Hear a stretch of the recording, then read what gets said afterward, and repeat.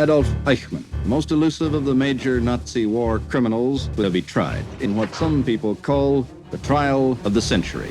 אתה מודה שאתה שותף לרצח של מיליונים יהודים. Da blieb mir ja nichts anderes übrig, da musste ich gehorchen, was befohlen war.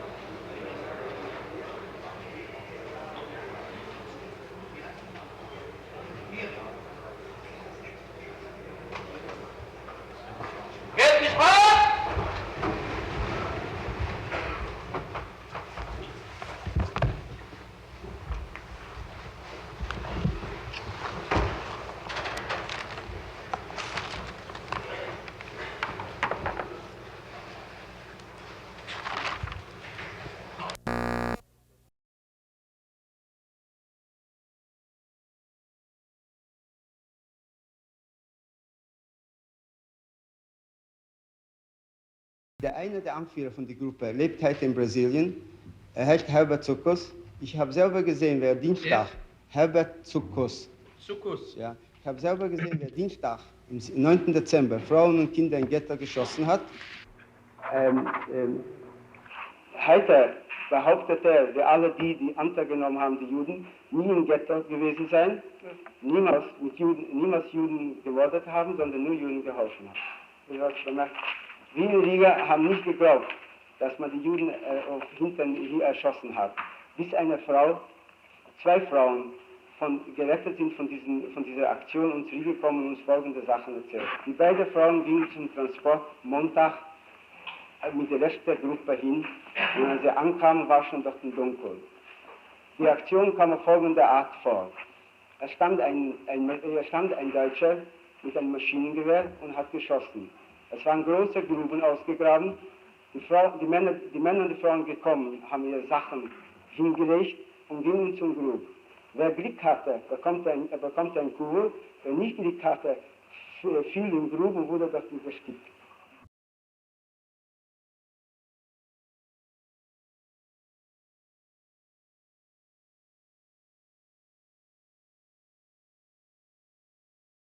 העמוד הבא, 3547, באמצע העמוד, הוא אומר, אני יודע כי ההוראות... 40 העמוד הבא. זה 3547. כן. באמצע, אנטפורט, המשפט השני, ich weiß, אני יודע שההוראות עברו דרך ראש משרד, שההודעות, הדינים וחשבונות, מלדוגן, עברו דרך מנהל משרד 4 ישר לקבוצת איישמן 4B4. העד נשאל מי זה איישמן, הוא אומר איישמן היה מפקד הקבוצה 4B4 אשר טיפלה בכל שאלות היהודים. אחר כך הוא נשאל האם ידוע לו שאיישמן החזיק במדור שלו את פקודת ההשמדה, והוא אומר זה נודע לו רק לאחר המפלה. בהמשך הדברים מדבר נוסקי על כך שהיחידה של איישמן הייתה קומפלקס בניינים מיוחד, שלא הייתה שם גישה לאנשים אחרים, ואפילו הוא לא יכול היה להגיע לשם בעצמו. בסוף עמוד הזה, 3548, השאלה היא, האם היחידה הזאת הייתה סגורה הרמטית? התשובה היא בעמוד 3549, היה ידוע רק כי ההוראות באו ישירות מראש המשרד או אפילו מהיטלר עצמו. שהוא קיבל. כן.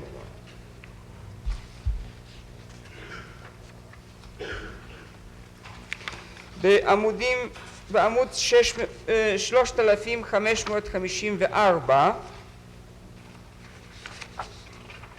מדובר שוב על כך שהדיווח של איינזצגרופן הלך ישר לאיישמן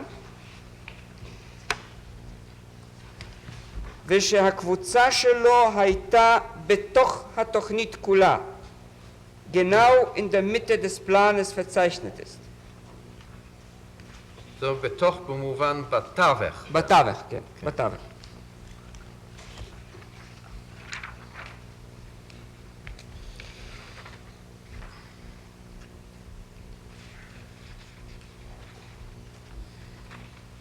שלושת 556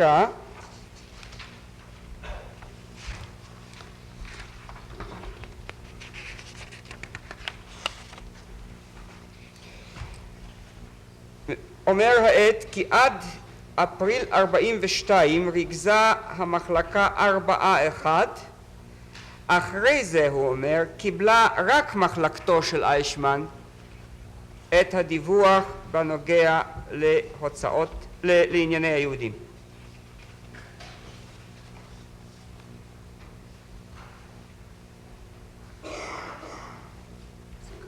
מי זה הנוסקה הזה?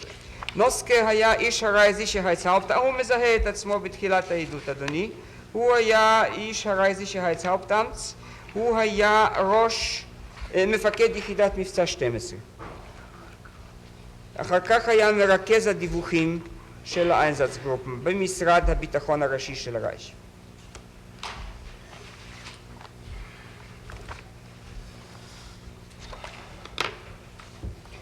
בעמוד 3557 הוא שוב מספר על משרדו המיוחד של איישמן בקורפירסטנשטרסה. שוב חוזר על זה שהקומפלקס היה מיוחד, סגור ונפרד ממחלקות אחרות. לא, פה כתוב אחרת מה האוזנפה. פה ב-3557 אני רואה... סליחה, זה היידריך, כן? כן. רגע, dort ואין... red über die Stadt.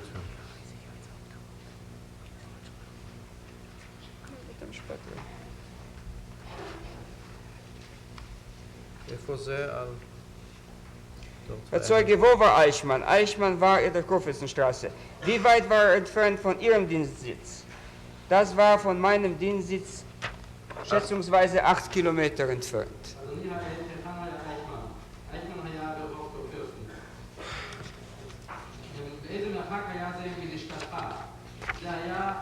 לא, זה לא אומר כלום.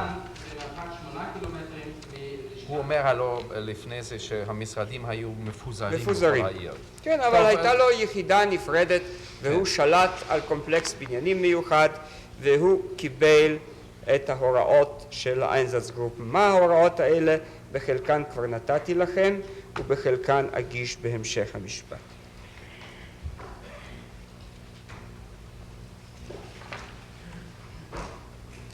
Ich werde auf dieses Dokument später zurückkommen.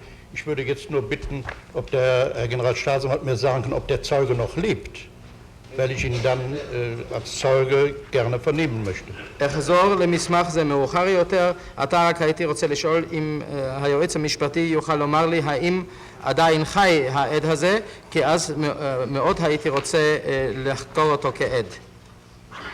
מה יש לנו? אינני יודע, אדוני, אבל אני אבדוק ואודיע לסנגור, במידה שידוע לי. ידוע לנו שהוא עומד לדין, אבל מה קרה איתו? שהוא עומד למשפט, אבל מה קרה איתו? אין אנחנו.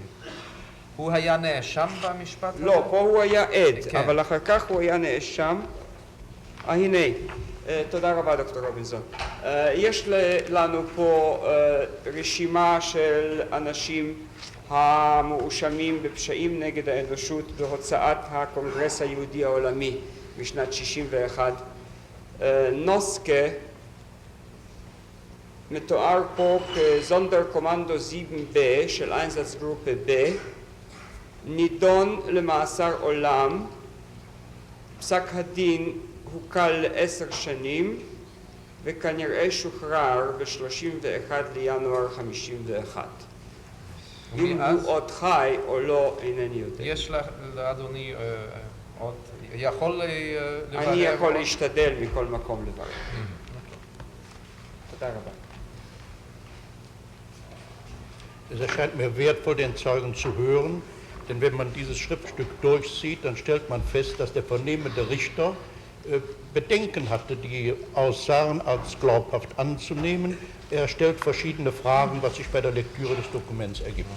נראה לי כי שמיעת העד תהא בעלת ערך, כי בעיון במסמך נראים כי לשופט החוקר היו חששות לקבל את העדות כמהימנה, דבר שאותו יכולתי לבדוק בעת החקירה. טוב, שמענו מהיועץ המשפטי שהוא ישתדל עוד לברר את זה, וגם דוקטור סבציוס אולי יוכל להשתדל לברר את זה מצידו, אם העד עודנו בחיים, אם הנוסקה הזה עודנו בחיים. כן, אני מודה לבית המשפט. אני קורא לאברהם אביאל. אברהם אביאל! אברהם אביאל!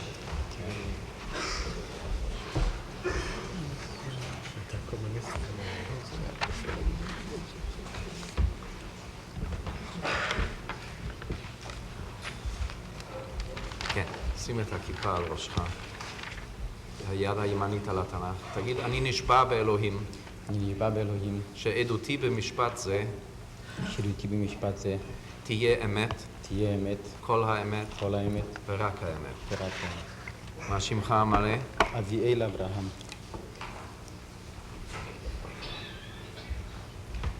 א', ב', י', א', ל'? א', ב', י', א', ל'.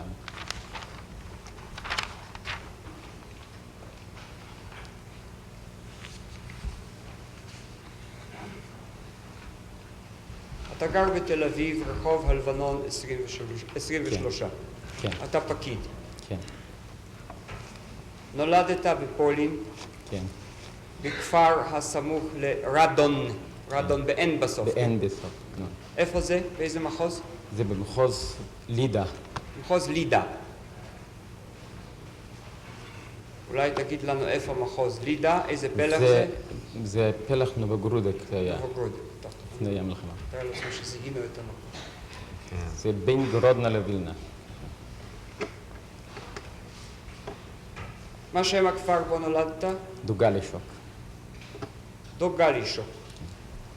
זה כפר יהודי, כפר של יהודים חקלאים. כפר יהודי שחיו רק על חקלאות.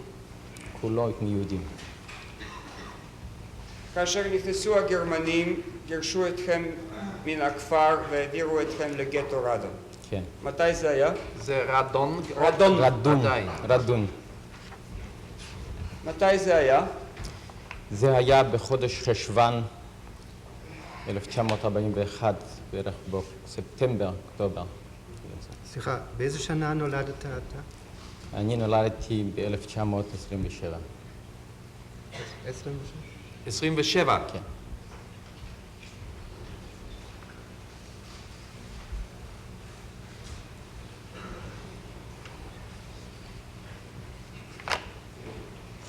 בגטו הייתם יוצאים לעבודה, לחטוב עצים, לנקות כבישים משלג, כל מיני עבודות אחרות. מנת המזון קטנה, אבל העיקרים בסביבה היו עוזרים לכם להשיג תוספת מזון. לא כך שעזרו, עוד היה לנו רזרבות. היו לכם היות וגרדון היא בסביבה חקלאית, לכל יהודי היה עוד רזרבה די רצינית של מזון בסיסי, ככה ששמרו את זה לעת מצוא. המנה הייתה בערך של 120 גרם ליום לחם. מנות נוספות, אני אפילו לא זוכר, זה כמעט בלתי אפשרי, היה בלתי אפשרי להתקיים על זה, אבל מהרזרבות שהיו, ובזמן שהולכים לעבודה, ונפגשים עם איכרים, אז כל אחד היה מצליח להביא בציקלונו פרוסת לחם או גריסים, דברים אחרים, ומזה התחלקו וחיו. שלטונות הכיבוש החרימו אצלכם כלי כסף, כלי זהב, בגדים חמים. אני על זה לא אלאה את בית המשפט, כי שמענו זאת מפי עדים אחרים. אני רוצה לעבור לתיאור פעולות האיינזצגרופן. ספר לנו מה אירע אחרי חנוכה באותה שנה. ביום אחד בעיר הגיעה קבוצה של גרמנים בתלבושת מיוחדת מלידה על אופנועים, והם עברו מבית לבית וחיפשו אנשים שהם לא מקומיים, שהם לא מרדון. והם מצאו כ-40 פליטים יהודיים שהתגוררו זה זמן רב ברדון. אותם הוציאו מחוץ לעיר על גבעה במרחק של 1.5 קילומטר מהעיירה. שמענו מיד יריות. אחר כך, כבר כמה דקות שהם חזרו, נתנו הוראות פקודה ללכת לקבור אותם.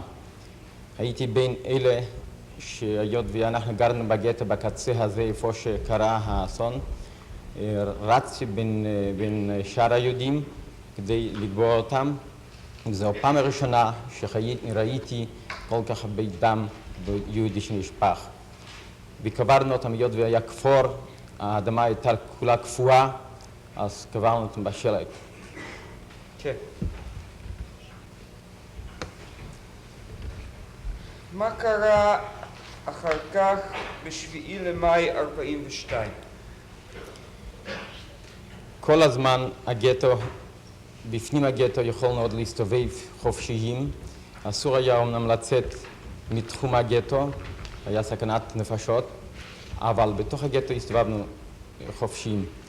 בלילה זה של 7 למאי, כשקמנו בבוקר, ראינו שהגטו סגור. אי אפשר לצאת לא לעבודה, גם אלה שהיה להם גם תעודות עבודה מיוחדות, גם כן לא יוכלו לצאת.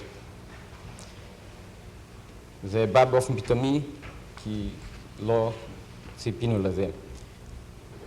יחזיקו אותנו ככה בסגורים במשך יום ה' בשבוע, יום ו', יום השבת, וביום ראשון בבוקר, בשעות המוקדמות,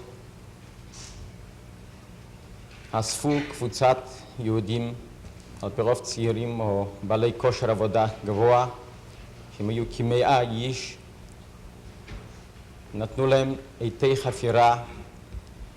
אני זוכר שהיו במיוחד עיתים עם כתות ארוכים מאוד, עיתי חפירה, ציידו אותם ונתנו להם פקודה ללכת.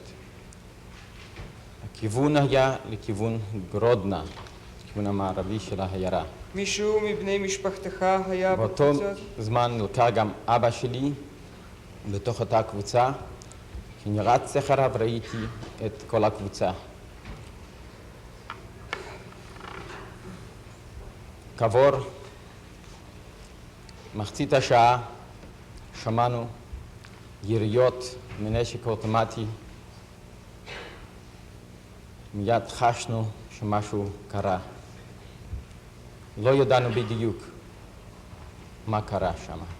אם הרגו אותם, שהם ברחו, ואחר כך רק נודע לנו.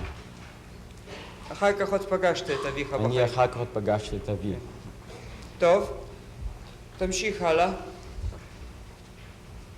כמובן שכבר ידענו שמצפה לנו דברים לא טובים, אבל אי אפשר היה שום דבר לעשות באותם הרגעים. ניסיתם קודם להבריח את האח הקטן. נכון.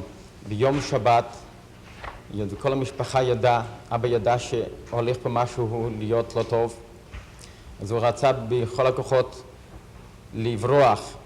לבד לא יכול היה, כי לא רוצה להפקיר את המשפחה.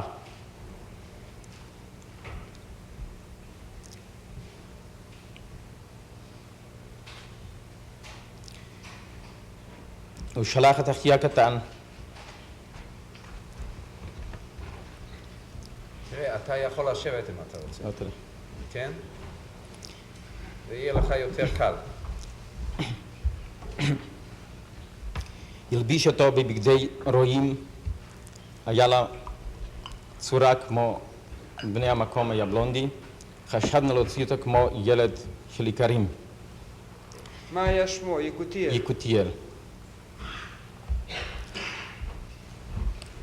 הוא הצליח? הוא הצליח לצאת מתחום הגטו, אבל אחר כך תפסו אותו עם משתפי הפעולה, השוטרים. לא ידעו בדיוק... איזה שוטרים? היו גם משתפי פעולה שהגרמנים גייסו אותם אבל יהודים? לא יהודים. לא יהודים. כן. אלא? בלרוסים, פולנים, וניסו לזהות אותו אם אמנם הוא גוי או לא. היות ודיבר פולנית היטב, אז הורידו לו את המכנסיים, ואז ראו שהוא יהודי והחזיר אותו אלינו. ראינו שהכל נסגר בפנינו, כי באותו רגע חשבנו, אם האחי הקטן יוכל לצאת, אנחנו יותר גדולים, נוכל לצאת כולנו יחד, ולפחות יישאר אחד. ככה נשארנו כבר תקועים עד ליום המחרת, בזמן שלקחו את אבא לחפור את הברות. אנחנו ידענו שברגע שאבא יהיה לבד, הוא ינסה בכל כוחותיו לברוח, כי אז הוא לא היה צמוד למשפחה. לא תהיה לו האחריות הזאת. ואומנם, כפי שהוא סיפר לי, שנפגשתי איתו אחר כך, שכשהגיעו מחוץ לעיר ורצו להפנות אותם לשדה, הוא נתן צעקה להתפזר, וחלק מהיהודים התקוממו עם מתים, עם אבנים, וחלק מהם הצליח לברוח. חלק אחר נהרג, וחלק לא היה לו כוח לברוח, נשאר במקום. אחר כך עוד פגשת את אביך ביער. אחר כך פגשתי אותו ביער. טוב, אנחנו נגיע לזה. כעבור מחצית השעה אחרי ששמענו את היריות, של הקבוצה של של הקבוצה הראשונה, איפה שאבא היה נמצא איתה, לקחו עוד קבוצה אחרת, שנייה. בתוכם לקחו את אחי הגדול יותר, פנחס. אני רציתי להצטרף אליו. היות והמשפחה כבר לא הייתה שלמה, חשבנו אולי תהיה הזדמנות כשנצא מחוץ לעיר, שיהיה קצת יותר פתוח השטח, נוכל לנסות לברוח, ולא מוטב להיהרג בריצה מאחורנית. אבל הייתה עוד תקווה, אולי אבא גם הצליח לברוח, כי ידענו את מחשבותיו. לא קיבלו אותי לקבוצה הזאת, גירשו אותי, אמרו אני קטן מדי. כך נשארתי בבית עם אמי ואחי הקטן, קרובים ושכנים, ואחי הגדול הלך עם ההית חברה. בן כמה היה אחיך הגדול? הוא באותה תקופה היה בן 16 וחצי. ואתה בן 14? ב-14 וחצי. אחיך פנחס. אחי פנחס.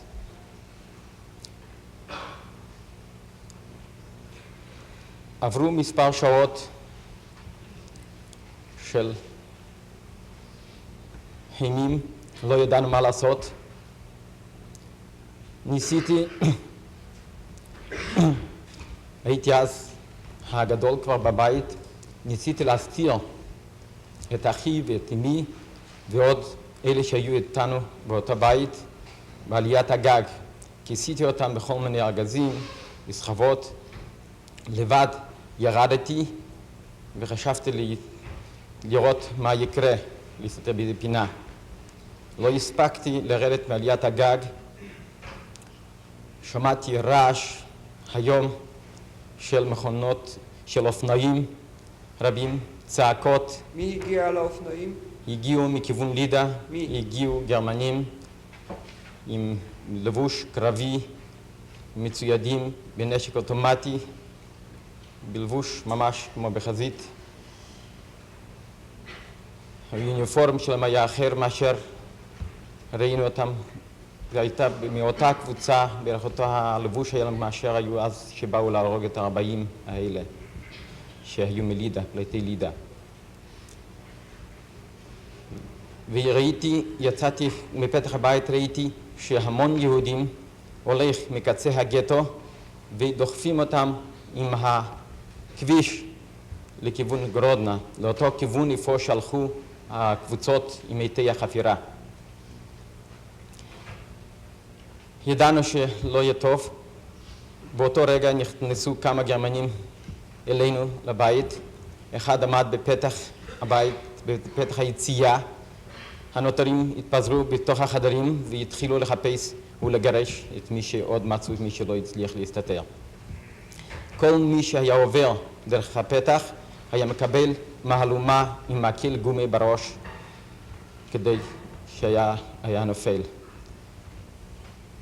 ראיתי את זאת, אז אני רציתי למנוע מעצמי לקבל מכות כאלה, אז קפצתי לבד, במהירות התכופפתי וקפצתי לבד והצלחתי לצאת מבלי לקבל את המהלומה הזאת. והצטרפת להמון הזה והצטרפתי להמון הזה שהלך לכיוון... שמובל לכיוון איזה? לאיפה שהלכו הקבוצות הראשונות. לאן שהלכו הקבוצות הראשונות. כן, ספר הלאה על הדרך הזאת. כשהתערבבתי בין ההמון היהודים, ניסיתי להתעכב בדרך כדי לראות מה יקרה עם המשפחה, אם מצאו אותם או לא. חשבתי, אם אני בקצה אני אראה, אם יובילו אותם, אז לפחות אצטרף אליהם. לרוע המזל ראיתי גם את אמי ואחי הקטן, הדוד, ועוד יהודים, הם בין אלה שמצאו אותם. סיפר לי אחי הקטן שירביצו להם מכות חזקות, והלכנו יחד כבר לכיוון שהוביל אותנו.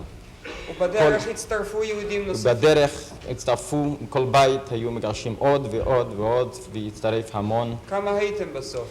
אני מעריך כ1,000 איש. כ1,000 איש. כך הלכה העדה. יכול להיות 1,100, יכול להיות. כמה היו סך הכל ברדן? ברדן היו כ2,000 נפשות. ביניהם היו 1,000 נפשות בערך של רדן שהיו עוד לפני המלחמה, 1,000 היו הנותרים פליטים, חלק מהם שהגיעו מגטאות אישישוק, אורן, אולקיניק, שהצליחו לברוח מהשחטות שהתקיימו עוד קודם בתחום הליטאי. כן. ובכן, הלכתם 1,000 איש. הלכנו כ1,000 איש. מצאת את עצמך על יד אמך. כן. בדרך שהלכנו, אמי אמרה, ילדים. אמא באמצע, ואתה ואחיך כן. משני הצדדים. אני מצד מימינה, אחי משמאלה, כך הלכנו. מה אמרה אמא? תגידו שמע ישראל, נמות כיהודים. וכך הלכה העדה ואמרה שמע ישראל. כן. אמרתי אחריה, אבל באי רצון. הייתה לי התנגדות פנימית לזה. הביאו אותנו לשוק שהיה באמצע העיירה. הכריעו אותנו על ברכיים עם הראש למטה. אסור היה להרים ראש, מי שהיה מרים ראש מקבל או כדור בראש או מכות עם מקלות. כמובן שבצדדים ראינו מי שהתרשל בהליכה נורה במקום. ישבנו במרכז העיירה, כשעה, אולי אפילו יותר, לא יכול להעריך בדיוק את הזמן. דיברו לפנינו, לא קלטתי בדיוק מה שאמרו לי, לנו שם. מחשבותיי היו איך אפשר לברוח, איך אפשר לצאת מזה. אחר כך הקימו את כולם על הרגליים והובילו אותנו מחוץ לעיירה לכיוון בית הקברות. היה במרחק של 1.5 קילומטר. מה? לבית הקברות, לכיוון בית הקברות.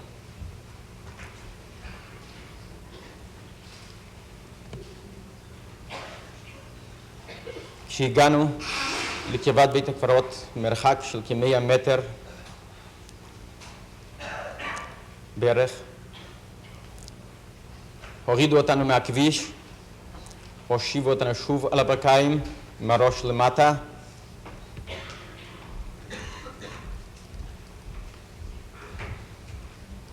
אסור היה להרים ראש, אסור היה להסתכל לצדדים. שמענו רק יריות מהצדדים. בהיותי קטן, יכולתי קצת להרים ראש מבלי שיראו אותי, ואז ראיתי מולי בור ארוך, בערך כ25 מטר, אולי 30.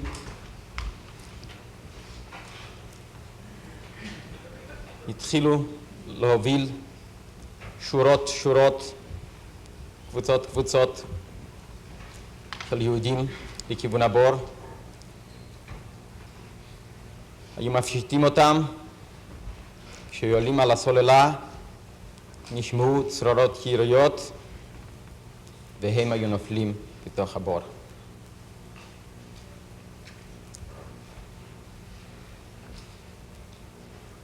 אז ראיתי מקרה אחד של בחורה יהודיה שנפקה, לא רצתה להתפשט בשום אופן. חלמו בה ונורתה גם היא. ילדים, נשים. ילדים, נשים, משפחות, משפחות. כל משפחה הלכה יחד. באותו רגע הבחנתי בקבוצת היהודים שחפרו את הבורות. ביודעי שגם אחי נמצא בין הקבוצה הזאת. אלה הראשונים. השניים. השניים. הראשונים לא ראינו. לא ידענו בדיוק מה קרה להם. כן. רק אחר כך נודע להם. איזה אחיך? פנחס. פנחס. הסתכלתי לראות אם הוא נשאר בחיים בינתיים. והבחנתי בו שהוא ישנו. באותו רגע התעורר בי הרצון להצטרף אליו.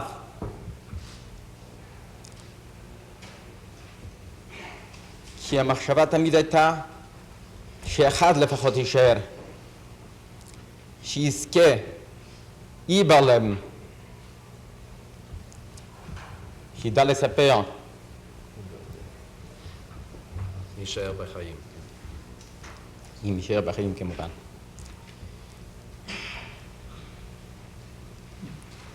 לא חשבתי הרבה, אמרתי לי משלום, והתחלתי לקפוץ מעל הראשים שאלה שישבו מעל ידי. קפצתי ונפלתי, קפצתי ונפלתי. לא חשבתי מה יקרה. וכך אינני יודע איך לא הבחינו בי. כנס, הצלחתי להגיע עד לקצה הכביש, על השוליים, בתעלה. נשקפתי, פחדתי עוד לעלות הלאה שלא יבחינו בי. באותו רגע עמד על ידי זליק, דסטולר, נגר של העיירה, היה בעל מקצוע שעבד אצל הגרמנים, אצל הגסטאפו. ובידו תעודה מיוחדת שהוא צריך להישאר בין החיים, הוא ומשפחתו, כי נחוץ. תעודת עבודה. תעודת עבודה מיוחדת. היו בסך הכל אני חושב כי 10 איש כאלה שהיו להם תעודות בזמן ההוא. כן. הוא החזיק את התעודה ביד ורצה ללכת להוציא את המשפחה שלו, שהוא הבחין אותה בין אלה שהיו בקבוצה הגדולה, שמובלים למוות. באותו רגע ניגש אליו גרמני אחד,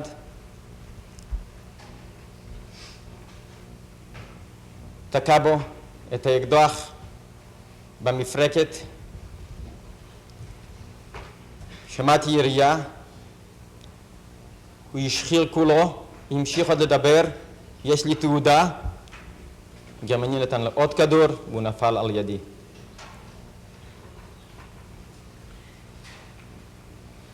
במרחק של כ0.5 מטר. התעכבתי קצת, המשכתי לזחול לכביש והצלחתי להגיע לקצה הקבוצה שהייתה בין אלה שחפרו את הבורות. באותו רגע ניגש אליי גם גרמני, שואל אותי מי אתה, מה אתה עושה פה? הייתה לי תעודה שאני כאילו מסגר. אמרתי לו, אני מסגר טוב, אני נפח. ועזב אותי. המשכתי לשכב והתקדמתי לעבר אחי והצטרפתי אליו לקבוצה הזאת.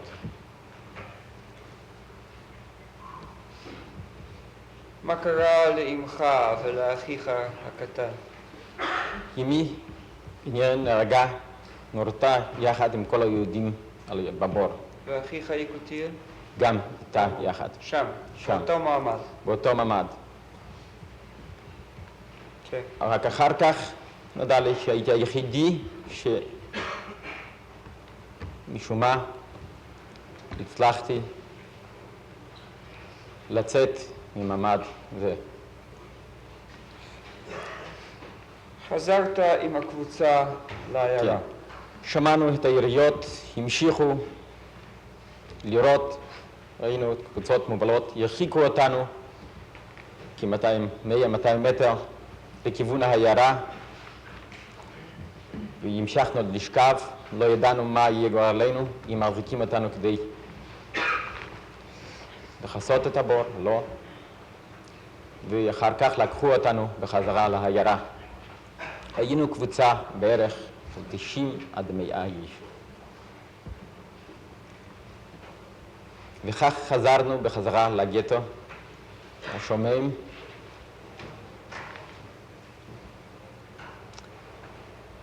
ידענו שאין בבית אף אחד, אבל בכל זאת ניגשנו לבית,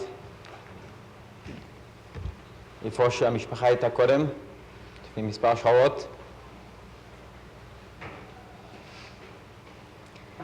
לקחנו סידור, תפילין, פרוסת לחם שהייתה, ועזבנו את הבית. הלכנו להצטרף ליהודים שנותרו עוד בחיים אלה שחפרו, ולא להיות כל כך בודדים.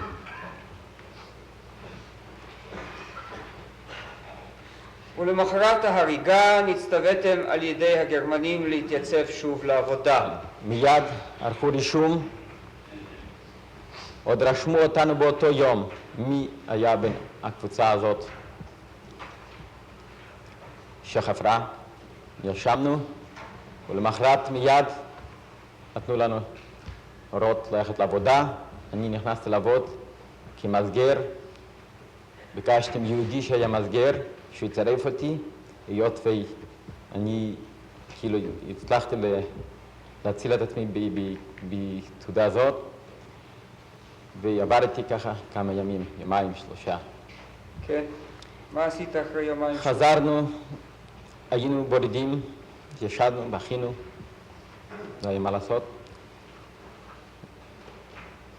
החלטנו שבגטו אין לנו יותר מה לעשות. לא יכולנו לראות אותם הפרצופים שירו ביקרים שלנו. לא יכולנו לראות את השבילים שהיו לידם. והחלטנו לברוח מהגטו. הייתה לנו תקווה שאולי אבא גם נשאר בחיים. לא ידענו אם הצליח לברוח או לא. ובכן, פנחס אחיך ואתה ברחתם ליער. יצאנו ליער. ואחרי איזה ימים פגשתם את כן, האב. הסתובבנו ביער בודדים מספר ימים. הצלחנו ליצור קשר, נודע לנו שאבא חי, ואז הצטרפנו אליו. איפה הוא היה? בבקשה? איפה הוא היה אז? הוא הצליח לברוח מאלה שחפרו, שהצטרכו לחפור, כן. והתקומם, ירו עליהם, והוא הצליח לברוח. ניצלו אז כ-17 איש שהתקוממו והצליחו לברוח. הוא היה לבדו ביער? הוא היה לבדו ביער, עוד לא היו יהודים ביער בתקופה הזאת. רק אחרי השחיטה התחילו לצאת יהודים ליערות. עד אז לא היה אף יהודי ביער. והסתובבנו, קודם כל שלושתנו, ביער.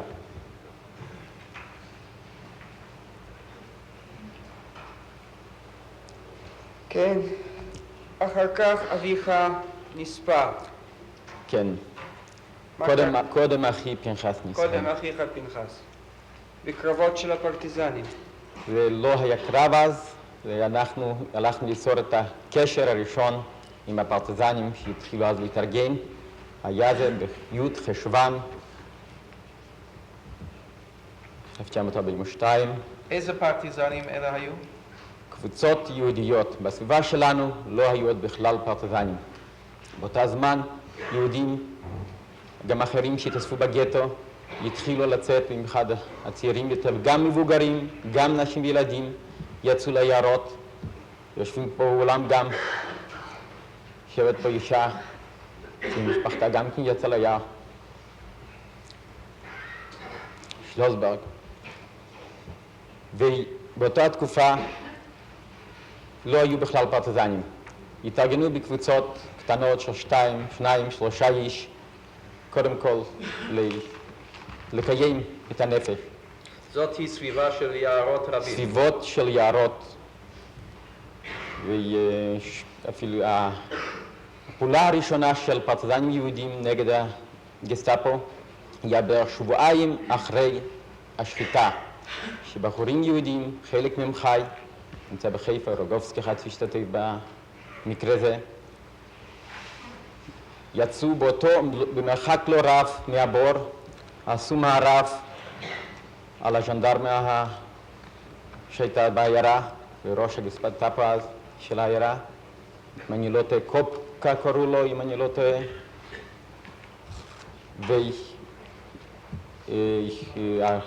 והצליחו לפצוע, גם להרוג מהם, גם בחור אחד מהליטא, יודקה מהליטא קראו לו, שהוא היה גם כן בקבוצה שהצליחה, הוא היחידי שנפל אז בקרב הזה. יותר מאוחר, בי' חשוון, אני אעזור לזה, בי' חשוון כשהלכנו... איזו שנה? זה היה ב-42 עוד, כשהסתובבנו בין הגויים, ידענו שאנחנו לא נוכל פה להחזיק ממ"ד.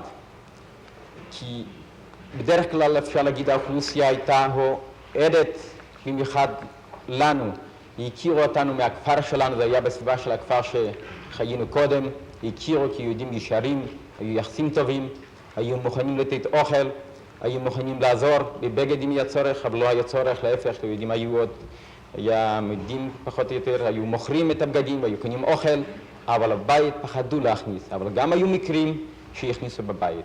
אני תקופה מסוימת גם ישבתי אצל גוי אחד, עיקר, אנג'ילביץ' שמו, החזיק אותנו מספר חודשים, ומוכרח לציין את זה שבאותו זמן גם גרמנים באו לבית שלו, ראיתי אותם, חשבנו שימסור אותנו, עמד בניסיון הזה.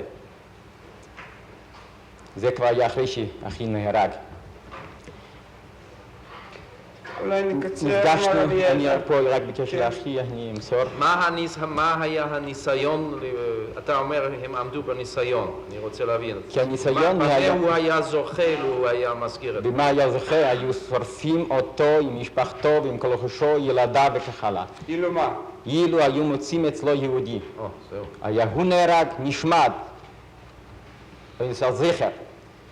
וכמובן במצבים אלה פחדו להחזיק, אבל גם היו כאלה שנתנו יד עזרה. היינו שלושתנו, אבי, אחי פנחס ואני, יצאתי עם אחי פנחס ליצור את הקשר עם הפרטיזנים כדי ללכת ליערות אבותים, כי ידענו שבסביבה הזאת הרבה זמן לא נוכל להחזיק ממ"ד, היו יערות יותר קטנים על ידינו. ובכפר שלנו, על יד הבית שלנו, זה היה באמצע הלילה, בשעה 1, כנראה שהייתה הלשנה, מאחורי הבית בפינה חיכו לנו כ-20 או 23 איש, גרמנים ושוטרים, במרחק של מטר הושיטו לנו את הלועי הרובים. הצלחנו לברוח, ואחי נפל בממ"ד זה. אני הצלחתי אז עוד לברוח. אז החלטתי ללכת לפושה. פושה זה היער האבות. היער האבות, נאצ'ו פושה. איפה ששם אחר כך התארגנה פרטיזנקה די רצינית, שההתחלה הייתה יהודית, אחר כך קלטנו רוסים שהיו בשבי והיו בין העיקרים. היה לנו אז נשק, וגם שקנינו אותו בכסף, וגם לקחו ככה. אבי עוד נשאר בסביבות הכפר בגלשוק, שיהיה גם מקשר במקרה הצורך, היה גם קשה ללכת כבר בזמן הזה. יצאתי עם קבוצה של 7 איש לפושה. באתי פעמיים לקחת אותו, הוא עוד לא רצה ללכת, ורק אחרי זה, כעבור שבועיים, שמעתי שכולם נהרגו בסביבה הזאת על ידי הלשנה. ואחר כך הגעת בדרכים עקלקלות לקרפטה רוסיה, ומשם להונגריה, ומשם לאוסטריה, ומשם ליוגוסלביה, ומשם לאיטליה, ניסית לעלות ארצה, גורשת לקפריסין, ומקפריסין לארץ. כן. רדון הייתה העיר של החפץ חיים. כן. כן, דוקטור סבציוס, יש לאדוני שאלות? Ich habe keine Frage.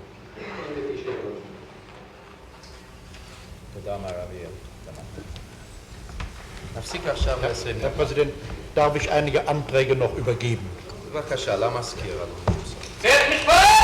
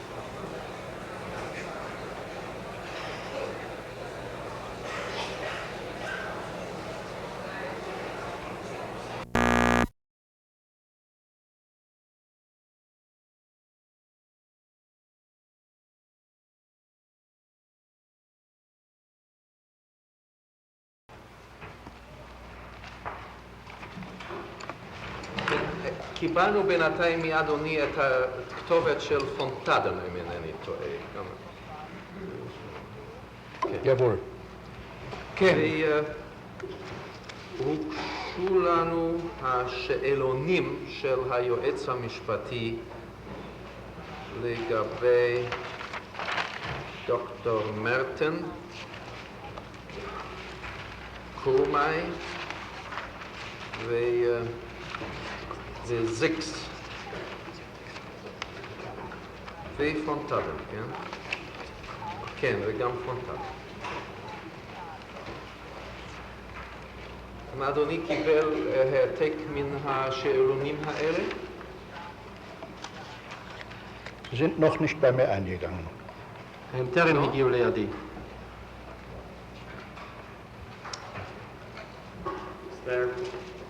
אני מוכן למסור לסנגור במקום. כן, אני מבקש לעשות את זה. ושהייתי רוצה לגמור את הפרשה הזאת עד סוף ישיבת היום. עכשיו, אני רק מבקש שתוכן השאלונים, גם של הסנגור וגם שלנו, לא יימסר לפרסום, כי אין זה מן הראוי שהעדים ידעו תחילה ומראש מה השאלות שעומדים להציג להם. טוב, אדוני ביחס לשאלות שלו כמובן יכול לנהוג כך. השאלה רק מה דוקטור סרווציוס כבר עשה. אני מניח אני יודע, נשמע את זה ממנו. במידה שהדבר מגיע לשאלות שלי, וגם במידה שהדבר מגיע לשאלות של דוקטור סרווציוס, אשר טרם הוצגו לאותם העדים, אני מבקש מעתה ואילך לשמור את החומר הזה גם מטעם מזכירות בית המשפט וגם על ידי הצדדים כחומר אשר איננו מיועד לפרסום.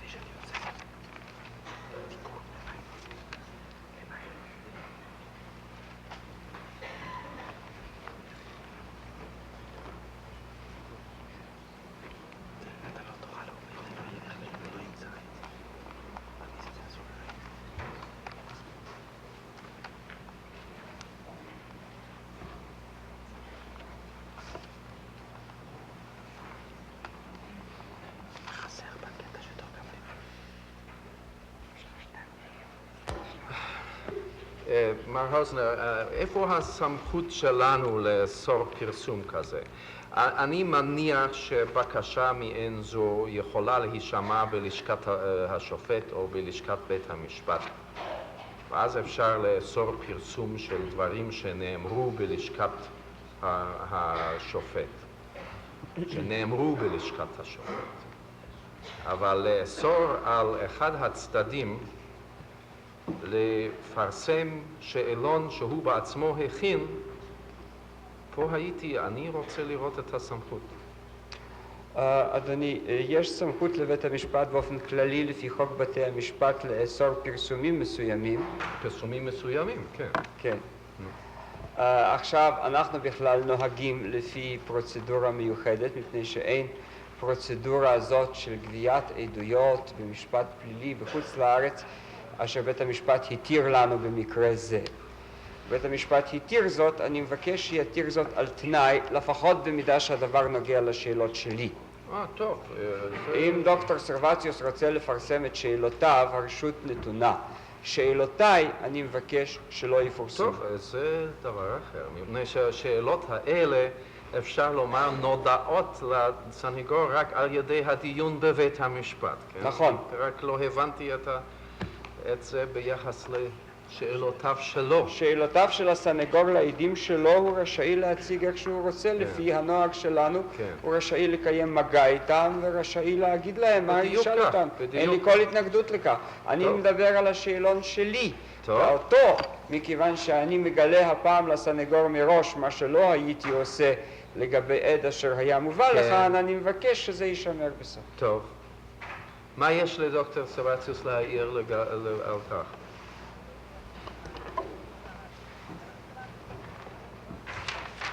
Ja, ich bin bereit, mit der Anklagebehörde die Vereinbarung zu treffen, dass keine Veröffentlichung erfolgt. Ich halte das für sehr zweckdienlich.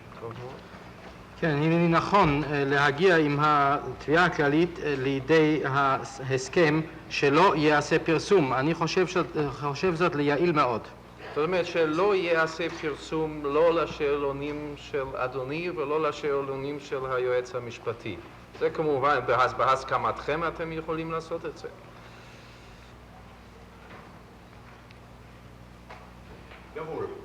כן, בוודאי. אז אין צורך פה להחליט החלטה נוספת. אלא במידה שהתיק פתוח בפני העיתונות לפי תקנות הארכיונים. אינני חושב שהוא פתוח ככה בצורה כללית. אבל יש נוהג מסוים אשר לפיו ניתנת רשות עיון.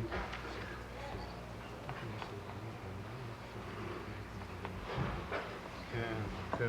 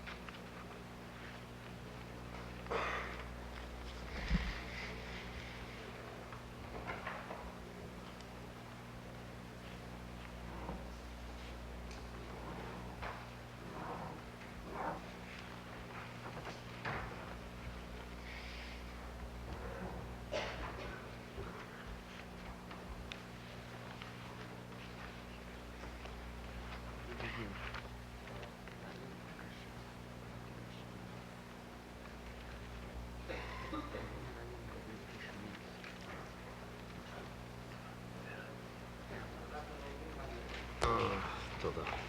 אנחנו נותנים החלטה מספר 15. בהסכמת באי כוח הצדדים הננו מחליטים שתוכן השאלונים אשר הוגשו על ידם ופניותיו של בית משפט זה לבתי משפט בחוץ לארץ לא יפורסמו לעת עתה לציבור, וזאת לשם הבטחת היעילות של חקירת העדים בחוץ לארץ.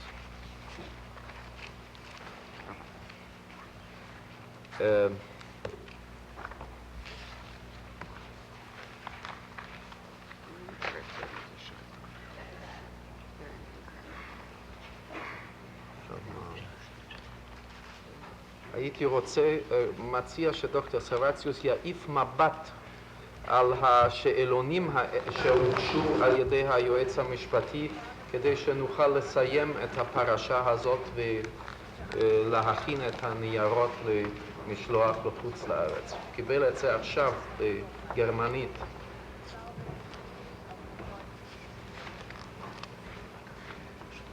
Kann ich das im Anschluss an die Sitzung schriftlich dem Gericht mitteilen?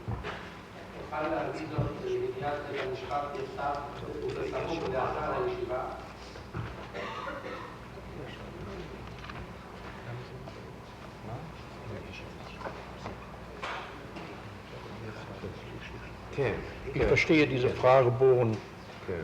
אני הייתי אומר שאם יש לאדוני מה להעיר על השאלונים האלה, ואני מניח שלא יהיה מה להעיר, אבל אם יש לו משהו להעיר שיגיש לנו את זה עוד במשך היום בכתב, את הערותיו. Jawohl, dazu bin ich bereit. כן, לזאת מוכן אני.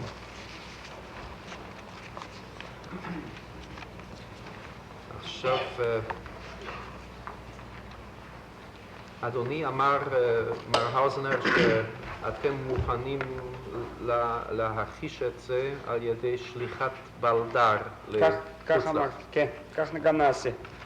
אני חושב שאם הבלדר יהיה מוכן ביום שני, אז אני מקווה שזה יעבור בינתיים את המקומות הדרושים, זאת אומרת, קודם כל בית משפט זה, אחר כך את הנהלת בתי המשפט ומשרד החוץ שלנו.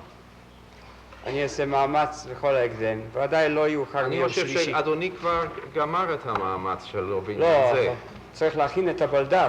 הבלדר, זה יכול להיות או שני או שלישי. אדרבה, אם זה יהיה ביום שלישי, אז אולי עוד נספיק לצרף לזה את הבקשות או חלק מהבקשות הנוספות. שאלה אם נספיק להכין את השאלונים שלנו, יש שבת באמצע. כן. טוב, אז או ביום שני או ביום שלישי זה יהיה מוכן למשלוח לחוץ. כך גם נעשה. עכשיו, מה יש לנו עוד? הבקשות הנוספות שהוגשו על ידי דוקטור סרבציוס,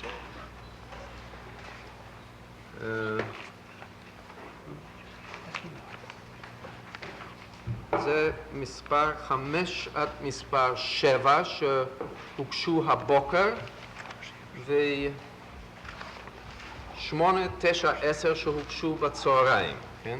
האם אדוני מוכן להשיב על הבקשות האלה בשלב זה? על אחדות כן, על אחדות אבקש שהות, אדוני. לגבי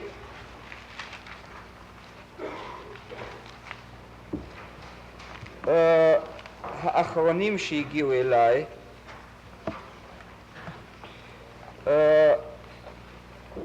וינקלמן, אריש פונדנבך זלבסקי ודוקטור אדמונד וזנמאייר, אני יכול לומר כי בעינינו שלושתם עבריינים.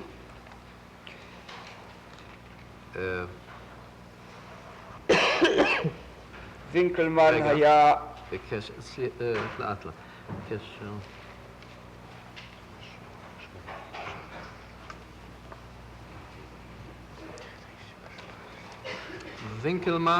וינקלמן, כפי שנאמר בבקשה גופה, היה המפקד הבכיר של האס-אס ומפקד המשטרה בהונגריה,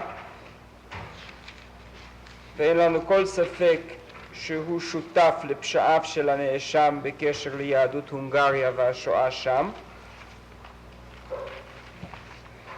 וזנמאייר היה השגריר של הונגריה בבודפסט, של גרמניה בבודפסט.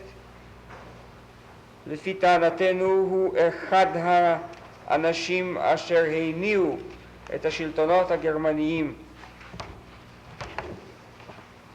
להיכנס להונגריה כדי בין השאר גם לרתום את הונגריה להשמדת העם היהודי. גם מתוך השאלון נובע, וכך מבקש הנאשם להוכיח, כי ההוראות לשילוח היהודים ההונגרים נעשו על ידי וזנמאייר. את זה רוצה הסנגור לשמוע מפיו של וזנמאייר, זאת אחת מהמטרות של החקירה.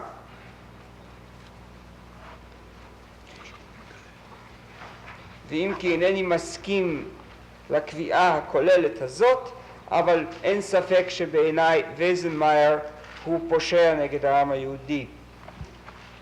כן, ופונדנבך זלבסקי. פונדנבך זלבסקי היה מפקד איינזצגרופה, והוא רצח יהודים.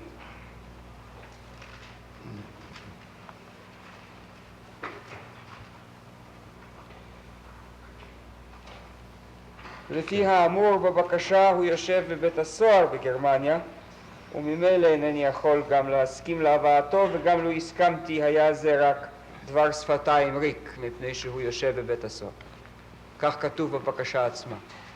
טוב, זה אינו מונע את... טוב, אבל מכל מקום, להלכה, כן? כדי לא לעקוף את הנושא, אני מודיע ששלושת אלה, אם ייכנסו למדינת ישראל, ייעצרו ויועמדו לדין. ועל כן, ויועמדו לדין לפי חוק לעשיית דין בנאצים ובעוזריהם תש"י 1950. יחד עם זאת אני מסכים ששלושתם יכולים לתת עדות אשר היא רלוונטית לעבירות המיוחסות לנאשם. היא נוגעת לעניין.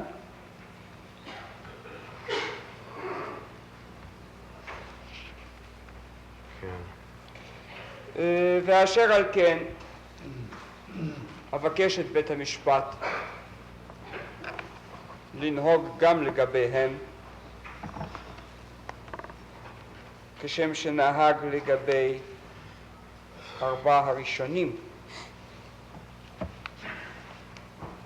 ועד מתי תוכלו להגיש את השאלון שלכם ביחס לאלה? עד מתי שבית המשפט יצווה, אנחנו מבקשים קצת אורכה אם אפשר עד יום שלישי. עד יום שלישי. נשתדל לעשות זה. כן. טוב. אשר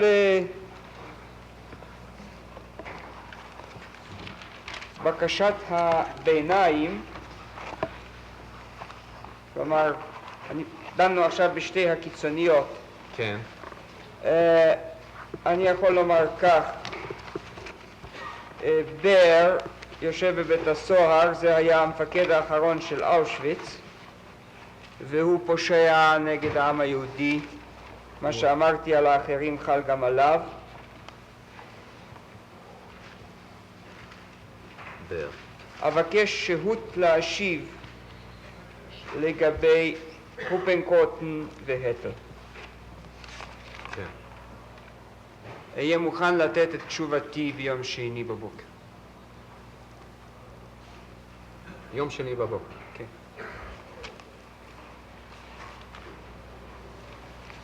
טוב. Ich habe die Anträge hier in der Sitzung noch nicht formell gestellt. Ich stelle sie hiermit. כן. Ich brauche keine weitere Begründung zu geben. כן. טרם הגשתי את הבקשות כאן בישיבה מבחינה פורמלית, אני עושה זאת בזאת. אין לו צורך בנימוקים. מספיקה בכדי להזמין אותו? כתוב רק מülheim an der Ruhr. בלי רחוב. זה מספיק? Ich glaube, die Anschrift ist inzwischen eingehender festgestellt worden. Sonst werde ich sie über das Einwohnermeldeamt in Witten an der Ruhr sofort bekommen können und dem zuständigen deutschen Gericht unmittelbar mitteilen, damit es in Laden kann. אני סבור כי המען נקבע בינתיים ביתר פירוט, ולא אעשה זאת אני ואעביר זאת במישרין לרשויות המשפט בוויטן על נהר הרור.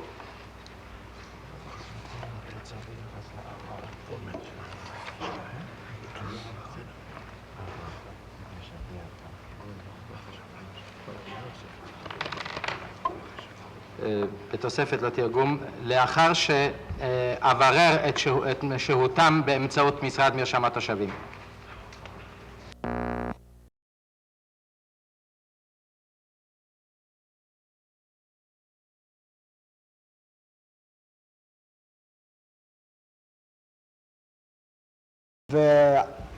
וגרנו שם גם, גרנו בצריפים, גם כן בתוך המחנה היה מחנה קטן, רק בשביל קבוצת היהודים. תראה, אתה לא עונה על שאלתי. אני שאלתי אם האנשים נשארו בחיים, האם מתו, ממה מתו? אני יכול להגיד שכמעט כולם מתו משם, ממינסק, כל היהודים. כל היהודים. יש רק מספר קטן מאוד, ואני חושב ש30, מקסימום 50, שיצאו בחיים. מכל הגטו הזה? מכל הגטו. איך מתו האנשים? אנחנו קראנו את זה פוגרום, וחוץ מזה, מהרב... לא, אבל קודם כל תסביר, אנחנו קראנו לזה פוגרום. מה קרה? ממה הם מתו? אנחנו איננו יודעים מה שהיה שם. מתו שהרגו אותם או מתו מרעב? מי הרג אותם? זה מה שיש... כן, אני אגיע לזה. על ידינו הייתה אחר כך קבוצה שהם נסעו יום יום לגטו. כן.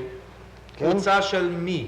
של עובדים יהודים. שיצאו מהגטו יום יום לעבודה. יצאו וחזרו לגטו. כן. ויום אחד הם חזרו מהגטו לחזרה למקום הזה, איפה אנחנו גרנו. לא נתנו לנו להיכנס. לא נתנו להם להיכנס. להם, ליהודים האלו, לא להיכנס לגטו. כן. כן? אז שאלנו מה? שמלא עם אס-אס, שמה אף אחד לא ייכנס. אף אחד לא. כל הקומנדואים נסעו לחזרה למקום של עבודה. זה הלך 3 ימים. מה קרה שם, אדוני? רגע, אני אגיע עכשיו. לא, תגיד לי, בלי להגיע, תגיד לי, מה קרה שם? הרגו 30,000 יהודים בערך. הרגו 30,000 יהודים. מי הרג אותם? ה-SS. באיזה מקום זה היה? במינסק, בגטו שלנו. בתוך הגטו. בתוך הגטו.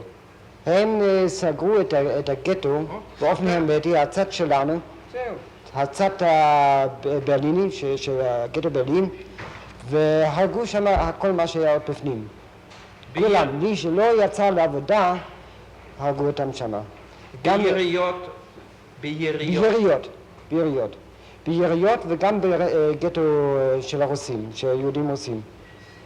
אתה יודע שמות של מפקדי אס-אס שהיו שם? אני מכיר האופטשאפירר רובה. מה שמו? האופטשאפירר רובה. רובה. עוד מישהו? לא זוכר. טוב.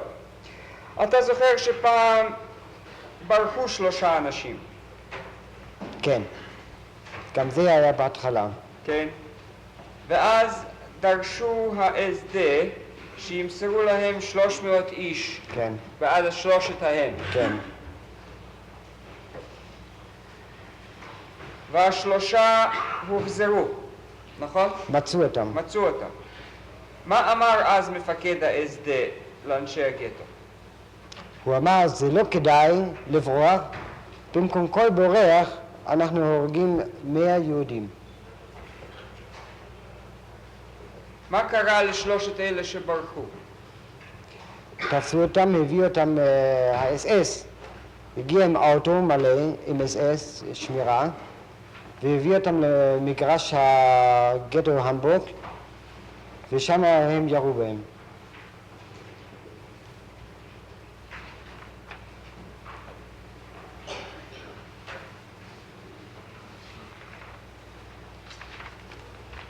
האם אנשים מתו ברעב? הרבה.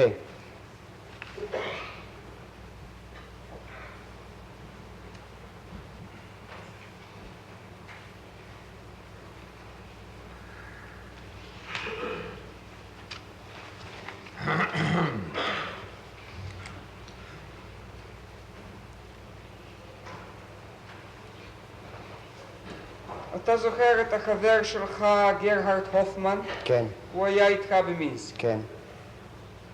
מה קרה עם אביו? בפוגרום הזה, אז לקחו גם בן 50, גם את אביו של ידיד שלי. ולקחו אותו לפעולה הזאת, להשמדה, והיה יום אחד, בין 3 ימים, היה הפסקה אחת. ושלחו אותם, את 50 בערך היו, שלחו אותם לבית לבקר את המשפחות שלהם, להפסקה. והוא סיפר לאשתו שמה שהוא ראה היום ואתמול אף פעם לא ראה בחיים שלו, הוא היה חייל בצבא גרמנית במלחמת העולם הראשונה, אבל זה עוד לא ראה. אז אשתו ביקשה ממנו שהוא לא יחזור. אז הוא לא רצה לקחת את זה בגלל שלוקחים אולי גם את המשפחה, והוא אמר שהוא מוכרח ללכת, שלא קוראים סנקציות. אז הוא הלך עוד פעם ולא חזר יותר. כולם, כל אלו לא חזרו יותר. בסתיו 42 באו מספר קצינים לצריפים שלכם. ביניהם סמל אחד שהיה ידוע לכם מזמן, אתה זוכר זה? כן. מי זה היה? שמיט. איך קראו לו? אפילו הגרמנים קראו לו יודנטוטר. יודנטוטר, הורג היהודים. הוא כן. הוא פעם ערך אצלך חיפוש. כן. מה הוא מצא אצלך? אצלי צלחת, כלי אוכל, הוא מצא בחפצים שלי, כל אחד היה חפצים. אז היה חיפוש. אז הוא הגיע גם לחפצים שלי, שאל מאיפה יש לך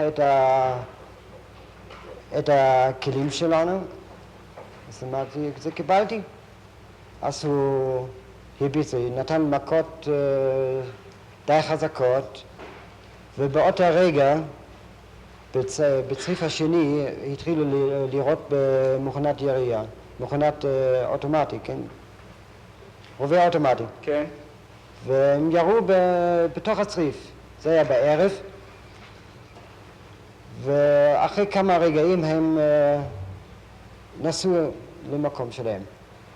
ושמענו כבר אחרי זה, שמענו כבר את הצעקות, אז הסתכלנו מה קרה, אז היו פצועים, כולם נשים, זה היה צריף של נשים.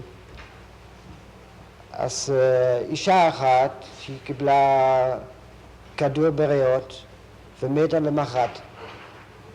אישה שנייה, היא קיבלה ירייה ביד למעלה, ונתנו לה איזה עזרה, היה שם איזה רופא שיניים, הוא נתן עזרה, מה שהוא יכול.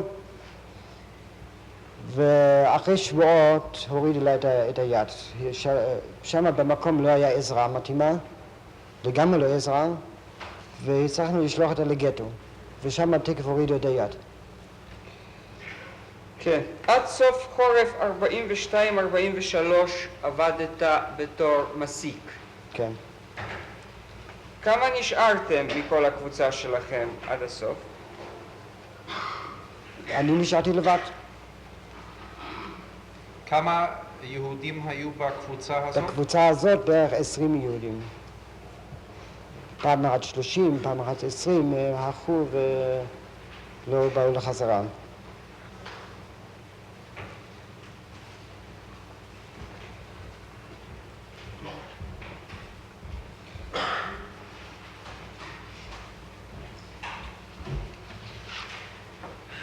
באותו קיץ הגיעו למקום עבודתכם שני יהודים ממערב אירופה, אתה זוכר?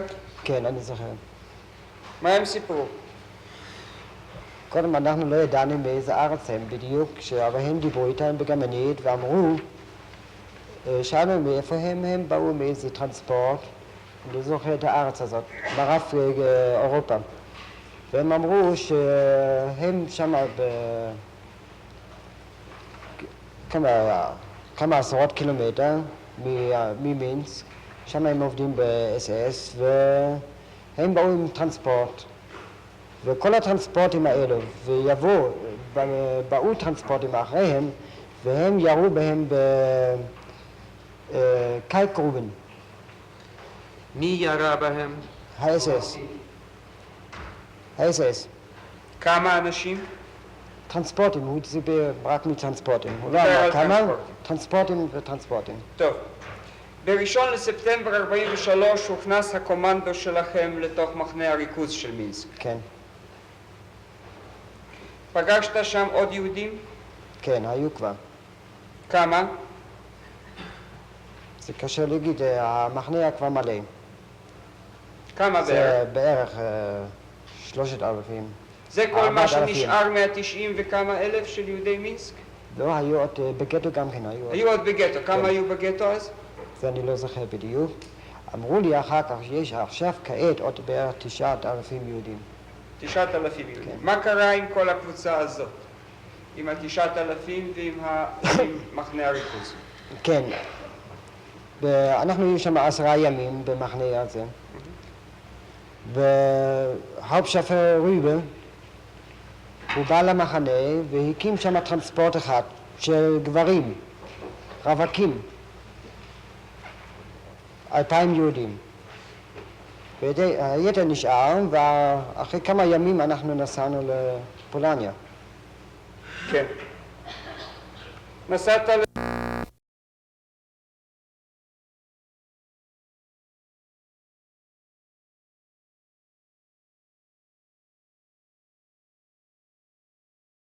This building was originally designed as a theater. It has been rushed to completion in order to serve as the temporary courthouse in which the State of Israel will bring Adolf Eichmann to trial. The 15-year hunt was over. Adolf Eichmann, most elusive of the major Nazi war criminals, will be tried in what some people call the trial of the century. I am against the trial. Why? I don't feel one man can pay for the crime of killing 6 million Jews. Do you think it's a good idea to remind people of all these things again? The responsible persons are dead now. This doesn't do any good. More than 700 reporters and cameramen have come to Jerusalem. This is always a page one story. There will be 750 spectators in the auditorium, and the accused man will step into a cabin of bulletproof glass. אדולף אייכמן, אתה מודה שאתה שותף לרצח של מיליונים יהודים. Da blieb mir ja nichts anderes übrig, da musste ich gehorchen, was befohlen war. No one is now in doubt that Eichmann is going to have a fighting defense. Nein, das stimmt nicht. Das stimmt nicht. Sehen Sie hier, dass tatsächlich Gideon Hausner Eichmann packen kann? Sondern es ist ein ungewöhnlicher Angeklagter und man müsste eigentlich ungewöhnliche Methoden anwenden, um ihn irgendwie zu packen.